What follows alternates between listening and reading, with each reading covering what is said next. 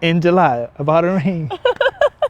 In July 1st, I bought a ring for Danny, and I, of course, I told Minister Kelly, and he was like, "Oh, okay, wow, okay, like you doing it." And so at that point, it was kind of like it got real, because it was like, okay, well, I'm stepping out on this thing. I still don't really know what's gonna happen with me and Danny, but I've got this ring now, this engagement ring. And so, like Danny said, in August,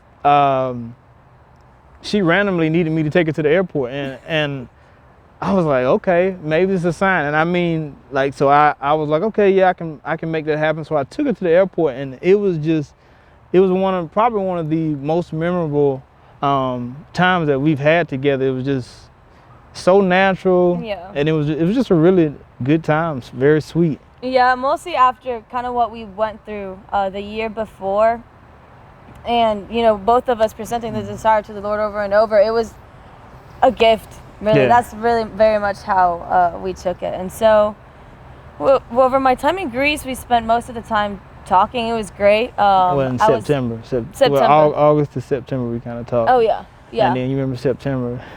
Yeah. Yeah. In Greece, I was actually doing some work at a refugee camp, and sharing a lot of it with Matt, and Matt was praying for me, and it was great. And then I left for Germany, September, to travel with a friend, and also, during this time, I had dealt with a lot of the unforgiveness that I had towards Matt, and so I was definitely in a better place to kind of invest in the relationship again. And so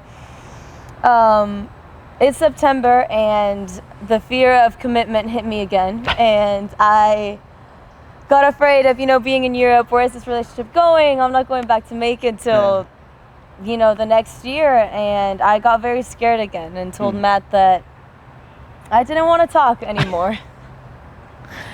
And so, yeah, that was after our birthdays, actually, beginning of September. It was definitely tough for me. I mean, because at this point, I mean, of course, you guys know I bought a ring, so it's like, oh my gosh, what's going on? Like, but God actually gave me a lot of peace in that time, because I realized, like, God had made it pretty clear to me that if we were ever going to talk, it was going to be when she came back from England. And so even in the midst of her, talking to me and then stopping, God gave me a lot of peace in it, because he just, I realized that there were things for me to be doing in this season, just like there were things for her to be doing.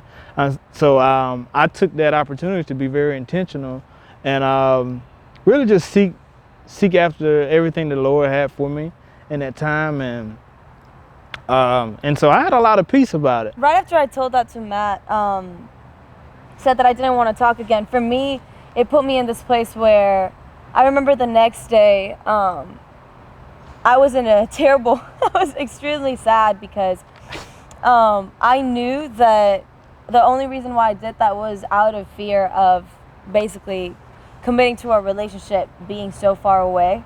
But it was also for me a very sweet time with the Lord, because I, at this point, was wondering, this guy is crazy if he's still going to wait for me after me telling him over and over again over and over again that, oh, maybe not, well, maybe yes. And I started struggling a lot with myself of, Danny, why do you keep doing that, etc. And it was very sweet what the Lord taught me about himself, because in me realizing that Matt was so committed to waiting for me, God taught me basically his heart for us, and how, we and the Lord constantly, turning our back on him and being like, oh Lord, like, putting him second, and sometimes throwing him in the back burner, and how God faithfully waits for us, and faithfully pursues us. And I remember that wrecked me, because it didn't put me in a place where I was like, oh my gosh, Matt is the man of my dreams, and being obsessed with him, but it very much turned my heart to falling in love with the Lord more. And yeah, it's basically what the Lord taught me through Matt's heart about his heart for us, and how he faithfully waits. And so during that time of traveling in Europe, and then going to Essex in England to study abroad, I dealt with even more unforgiveness that I had still in my heart towards Matt, and growing a lot in basically the love that God has for me. And towards the end of my semester, I was like, well, I want to reach out to Matt again. And no, this time it wasn't out of, me being totally undecisive again. It was very much after allowing the Lord to deal a lot and work a lot in my heart. And so I just texted him and I said, hey, I miss talking to you. But if you want to leave things as they are, that's fine too. Yeah, and Danny actually made me think of something. I think one of the big things that I kind of learned from the Lord in this time was just him being faithful.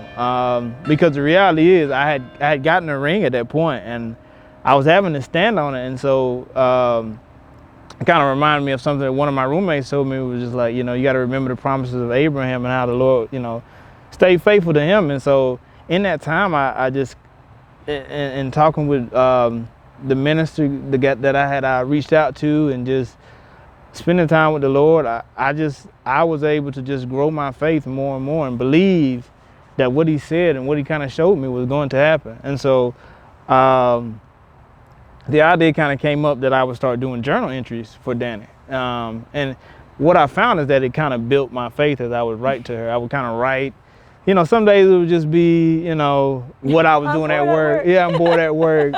And then some days it would just be like, it would be thoughts after my devotion. I would read the word and I would be like, oh, I'll do it. I would call them notes to Danny. And I was like, I'll do a notes to Danny today. And I would write. And sometimes it would be like, me talking about, what I desire for the future, spending my life with somebody. And or just like, the days when I would miss her, I would write about that. And so I was so, the feelings were definitely still there, but I was so focused on what the Lord had for me at that time. It seemed like it just went past like that. I mean, like literally, like at one moment it felt like I was waiting, but the next is like, oh man, Danny's coming back in a month. And that's actually, I was actually texting a friend. They were like, hey man, Danny's coming back in a month, man. Are you excited? And I was like, you know what, man? Honestly, man, I honestly am just in a place where I just want to do everything the Lord has for me. And that's what I'm kind of focused on. And literally, I send the message. I mean, like, we could go back in my phone history and I could prove it. I literally sent that message of just like, hey man, I'm focused on, right now I'm just focused in on what the Lord has for me. And literally Danny texted me and she was like, hey man, I miss talking to you. And I was just like, like this is comedic right now. Like I say this and then she texts me. And so in that time, Danny was like finishing her semester. And so we of course I told her I wanted to talk to her. And so we started connecting again and it was really cool. It didn't take long, the feelings were there. And at that point, I was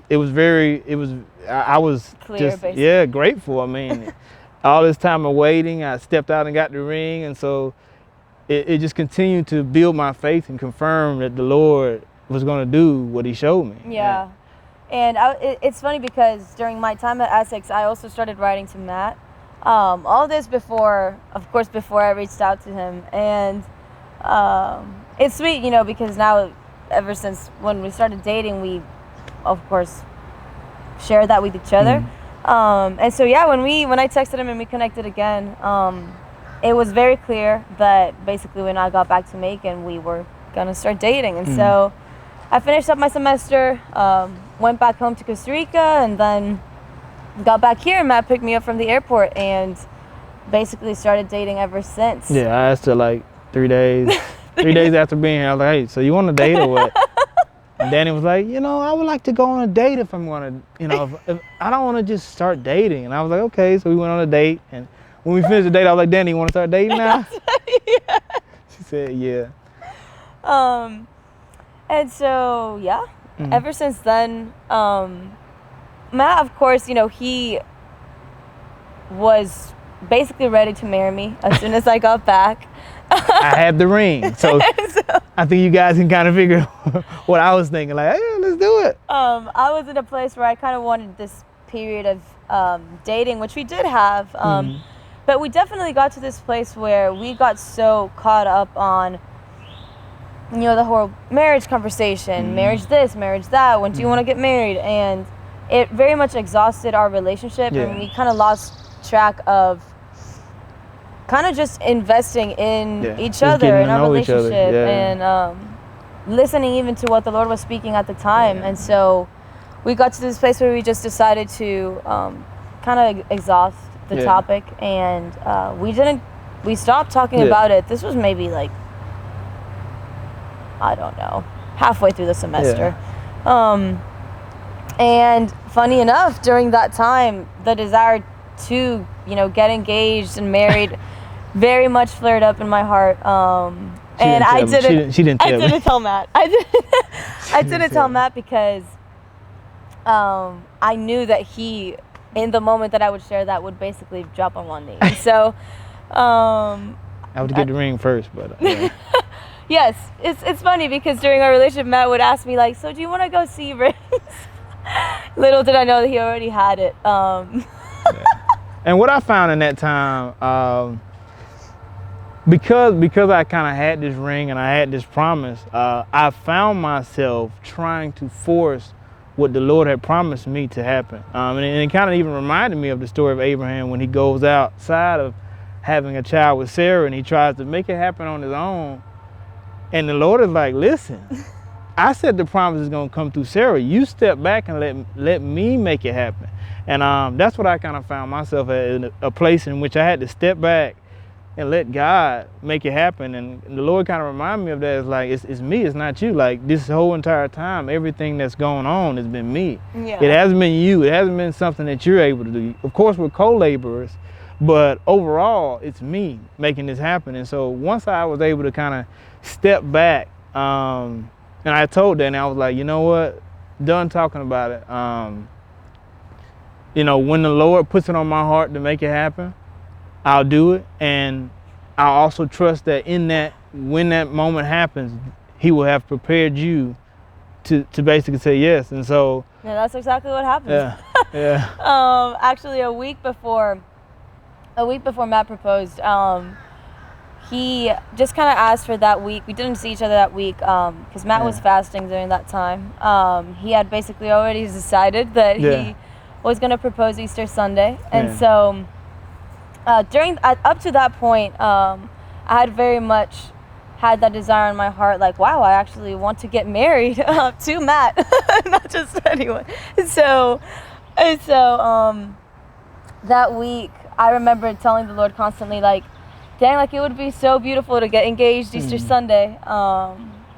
And, you know, funny enough, Matt had already planned for that. And so I don't know if you want to. Well, I kind of, that was something that I kind of sit with the Lord on, like, you know, God, when is this supposed to happen? You know, when am I going to do it? And so in my devotional one day, it was kind of like a day was given to me. And so I kind of looked it up, like, I think 111, and I look it up and I'm, you know, like, okay, what's up with this day? And so I go on my calendar and kind of look at what's the 111th day of the year.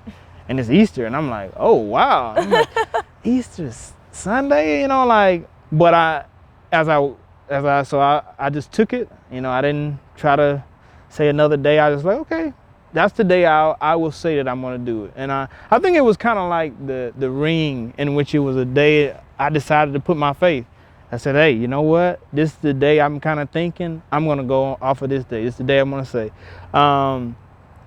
And I stepped out on it, and I mean, even in the midst, because I think I decided that like March beginning. So we had a little bit of, like, you know, turmoil and, you know, a little bit of, you know, back and forthness in that. And so I mean, even in that, I had to kind of keep the faith of, like, man. And I started journaling again. I just started the notes to Danny again, like, Danny, you know, this is the day that I kind of feel, but, you know, I'm not really sure if it's really going to happen.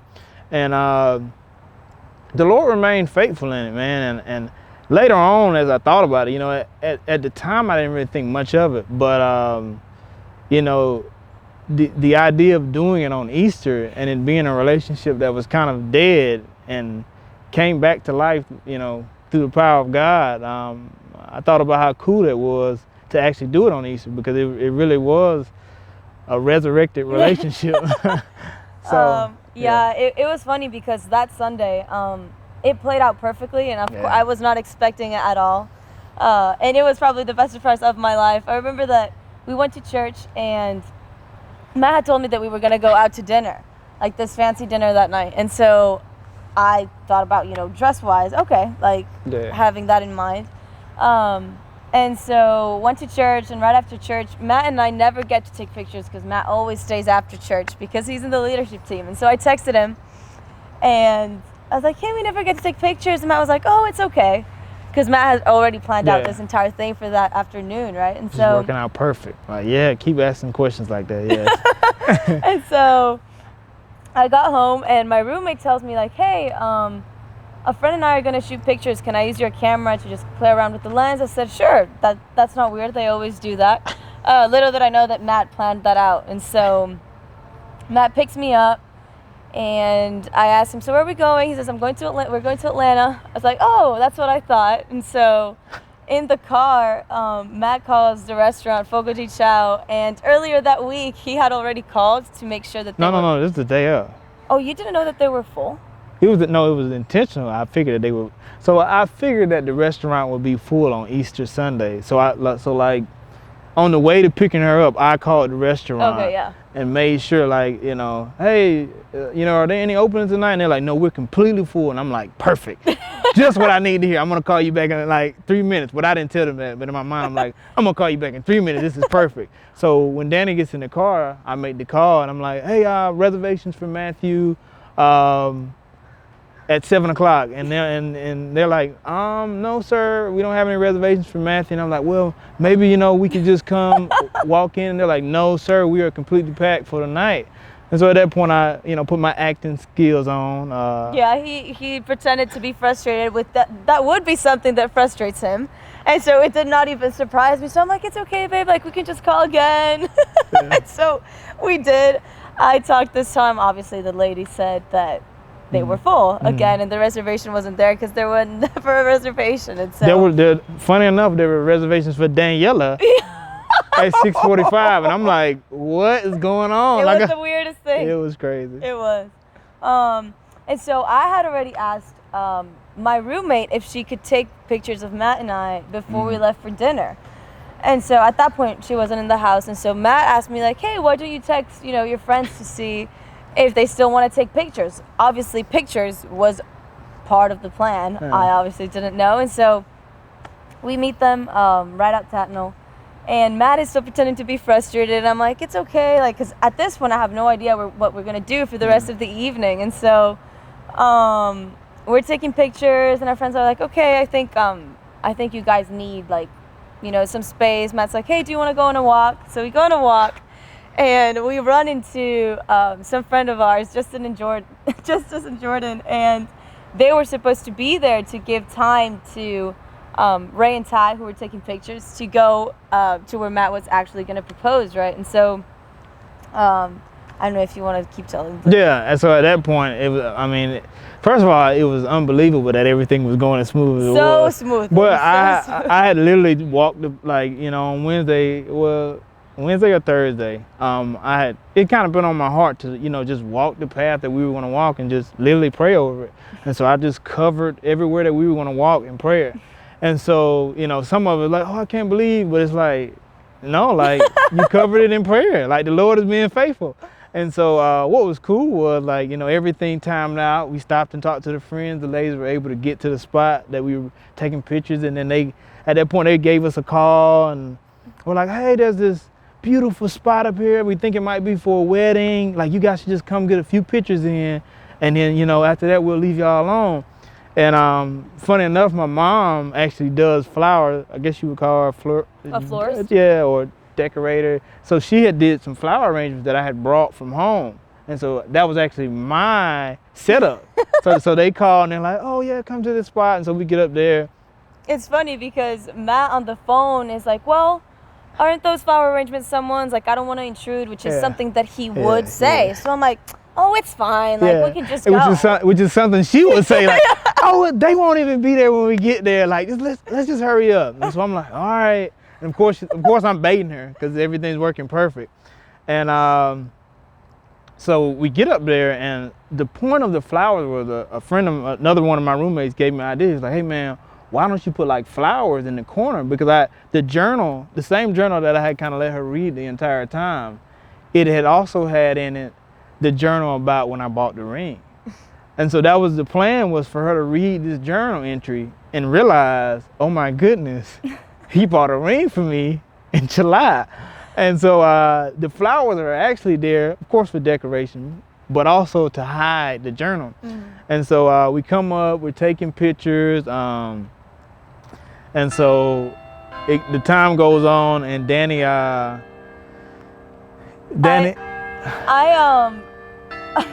the girls eventually are like, yeah, we'll just leave y'all be. And so I'm hugging Matt because I still think that he's all stressed. So I'm like, it's okay. And the flower arrangement that has the journal is right behind me. And so eventually Matt like turns me around as we're hugging and looks at the flower arrangement. He's like, what is that? Yeah. I look at the journal and I'm like, who? Because in my mind, when I saw the flower arrangements, I'm like, oh, there was probably a wedding in Newton. Like, yeah, she says no that big deal. in the video. She's like, oh, is this a wedding? It's like for a wedding. And so in my mind, I'm like, well, probably someone put it there for someone. She's like, don't touch it, don't touch it. And at this point, it's very funny because I'm like, girl, this is my journal. I realize that it's Matt's journal, and I literally scream. Yeah, at this point, it doesn't hit me yet. Yeah. And Matt opens it. And of course, at that point, I read the title of the journal entry is The Ring. And so at this point, obviously, it hits me. And it was so surreal because till that very moment, I did not expect any of it. Of course, you know, I had spent the week telling God that it would be sweet to get engaged that day. So, yeah, eventually I read the journal. Yeah. I did not read the date. Thank God. I probably would have passed out. Well, she was already. I was already ecstatic, screaming and just in disbelief, and but it worked out cool. And after she finally calmed down and read it, I was able to propose. And I said yes. She said yes. Obviously. And yeah, our friends were hiding right around the building. And then my hidden photographer came out of the bushes. I had that I did not see at all. A roommate hiding in the bushes taking pictures, and so.